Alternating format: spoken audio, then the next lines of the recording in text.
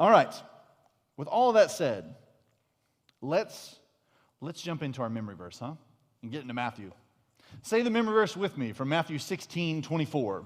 If any of you wants to be my disciple, you must deny yourself, take up your cross, and follow me. Let's say it again with a little more gusto this time. If any of you wants to be my follower, you must deny yourself, take up your cross, and follow me. This has been the theme as Jesus has interacted with his people through this part of Matthew. And I don't know about you, but as I've been continued to read through Matthew, I keep being blessed by the way that we're doing this, going through it chapter at a time, section at a time, and really chewing into it. There's so much that jumps off the story, jumps off the page at you when you've been reading it in context. Now, have any of you ever been to a party, or maybe hosted a party, that was poorly attended? Right after we moved to Bartlesville, our first year at Ranch Heights, where the kids were going to school at the time, Kai was invited to a party from a student who had transferred in. So they lived in Dewey, and they invited the entire class, 28 students, to go and visit this birthday party, to come celebrate with this little girl who was turning, 6. And Kai was so excited, and we went and got the present, and he helped wrap it and pick it out, and we drove out there, and we got to the park where this party was, and it was that girl and her family and Kai and me. And we kept waiting. We kept waiting for somebody else to show up. Out of 28 kids, Kai was the only one who came. Oh. And if you think that's a little heartbreaking. Well, have you ever been stood up? How about on your birthday? How about when you're 9 years old? Well, tonight, our Brad Edwards with the story of a Lake Station, Indiana boy and how it's all turned around. Gerald celebrated the Big 9 Saturday. 12 classmates said that they would come to his party, and 3 o'clock came and went, 4 o'clock came and went, 5 o'clock came, and his mom said, we should cut the cake, and Gerald said, but one of my friends might come. And none came. None of the 30 invites. It's heartbreaking. He's just a kid who wants friends to play with. What'd that feel like? Sad. Sad. He's had 3 major brain surgeries, skull expansion surgeries. So he's slower than other kids.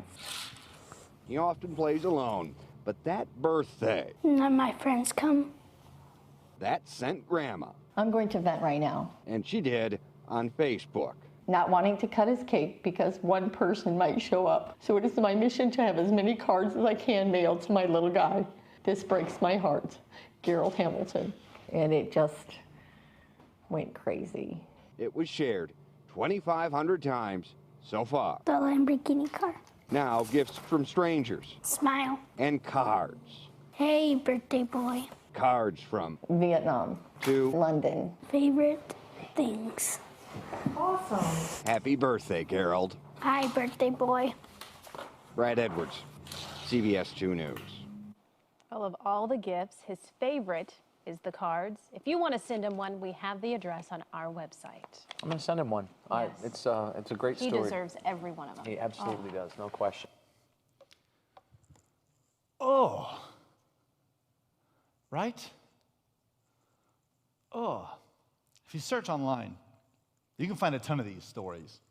The ones with the happy endings make the news. The one like Gerald's story there. Except for when I watch that, what happy ending? Right?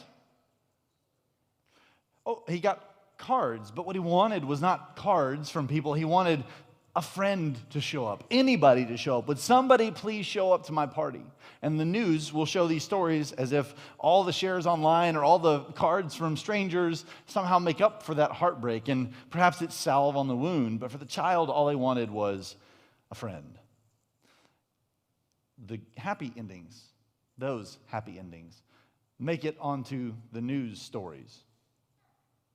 The ones that don't have the news stories, they're the ones that show up in the comments on the YouTube videos. And if that breaks your heart, just go read those. People sharing their stories of when this happened to them. And it wasn't covered by the news, and strangers didn't send cards. And it is so brutal. I show you that not to give you a downer, but because I want you to hear this story differently this morning. Jesus tells a parable. We're going to wrestle with the emotion in the parable. But this is probably the right one to start with as we go. Matthew chapter 22. It's on page 792 in these Bibles we share. Let's read it together. Jesus also told them other parables. Now pause for a moment. Who is them? Jesus is in Jerusalem. Ryan talked about the triumphal entrance last week. He's cleansed the temple. He is now being tested and questioned by all kinds of powerful groups in the temple. So he's now teaching his disciples, the people who have come to see him in the temple, and he is speaking to and about the religious leaders who have gathered around him, questioning why he feels that he has the right to go doing the things he is doing, okay? This is in Jerusalem at the center of everything he's been talking about. He's in the belly of the kingdom. And Jesus also told them, all these people, other parables. He said, the kingdom of heaven can be illustrated by the story of a king who prepared a great wedding feast for his son. When the banquet was ready, he sent his servants to notify those who were invited, but they all refused to come. So he sent other servants to tell them, the feast has been prepared, the bulls and fattened calf have been killed, and everything is ready. Come to the banquet. But the guests he had invited ignored them and went their own way, one to his farm, another to his business. Others seized his messengers and insulted them and killed them. The king was furious, and he sent out his army to destroy the murderers and burn their towns. And he said to his servants, the wedding feast is ready, and the guests I invited aren't worthy of the honor. Now go out to the street corners and invite everyone you see. So the servants brought in everyone they could find, good and bad alike, and the banquet hall was filled with guests. But when the king came in to meet the guests, he noticed a man who wasn't wearing the proper clothes for a wedding. Friend, he asked, how is it that you're here without wedding clothes? But the man had no reply. Then the king said to his aides, bind his hands and feet and throw him out into outer darkness, where there will be weeping and gnashing of teeth. For many are called, but few are chosen. Oh, this is one of those stories that Jesus tells that make people uncomfortable. It's one of those stories Jesus told that for a long time made me uncomfortable. Especially the ending there, where God gets mad. We'll get back to that picture.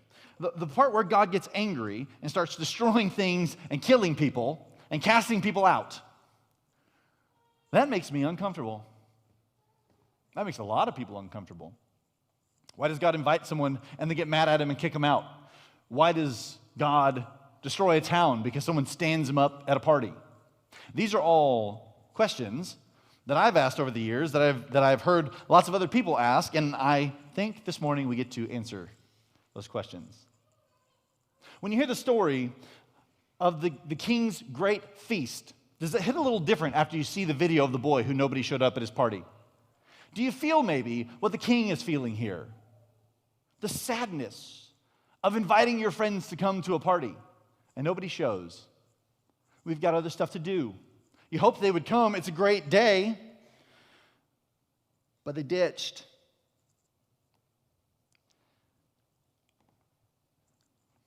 We're going to get to the king's anger. But I think it starts with the king's sadness, as Jesus describes his kingdom. God, always described as generous, is throwing a big banquet, and these people are invited, they don't show, and God is sad. Except for it isn't a birthday party, is it? It's a wedding feast, which is even different than a birthday party would be. So we just celebrated a wedding last week. I guess technically it's a week and a day ago now, of David and Presley. David and Presley, congratulations, stand up, let us applaud you. They're still on their honeymoon. Okay. They'll be back tomorrow. They're at Disney. Well, this week, the Birches and the Rathbones have been posting all kinds of pictures on Facebook. Perhaps your phone was blown up the way that mine was. They're pretty happy. They invited lots of friends and family. Many of you came. Lots of their family came. Friends from out of town, out of state came to participate. It was a wonderful night, mostly. It was a great evening. You can see there in the blur in the background as we're all blowing bubbles as they walk out from the wedding banquet. It was a joyful time.